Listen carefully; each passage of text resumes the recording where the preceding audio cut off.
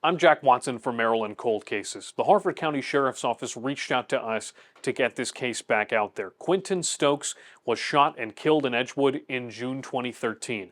His case is still unsolved. This summer, this June, will mark the 12th year that Quinton's been gone. 12 years of holidays and anniversaries without Quinton Sparks Stokes. He left behind a daughter, now about 12 or 13, and a mother who still longs for justice. Detective Sergeant Chris Maddox with the Harford County Sheriff's Office. Understandably, they're upset and they'd like some closure. It's not going to bring Quinton back, but they would like to have some closure, and they deserve closure. Stokes was 24 and lived in Edgewood. At around 10 on a Saturday night, he was in this area, Grempler Way, where a cut-through leads to a shopping center. One of Quinton's good friends was actually with him during this incident, and some younger kids requested this individual to buy them some tobacco at the local gas station. So this individual walked away and was actually at the gas station when he heard the shots being fired. Stokes was shot about half a dozen times in what deputies believe was a targeted shooting. We know that there was a dispute between Quinton and a couple individuals earlier in the evening.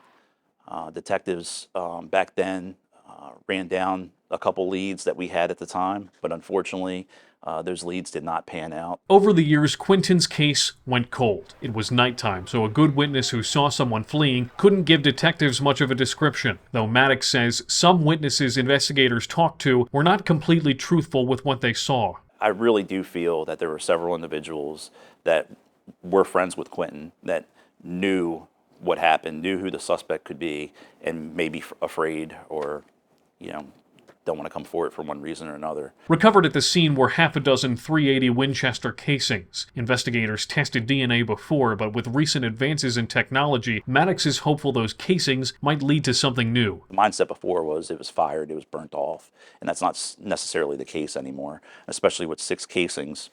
Maybe we'll get lucky and hopefully have some DNA back on it. And while they await those results, you can help. If you know anything, no matter how small, you can call 410-838-6600. You can also submit your tip anonymously through Metro Crime Stoppers. For Maryland Cold Cases, I'm Jack Watson. Thank you for watching this edition of Maryland Cold Cases. You can check out more cold cases by clicking on this box over here, and be sure to subscribe to our channel so you don't miss any new videos when we upload them to YouTube.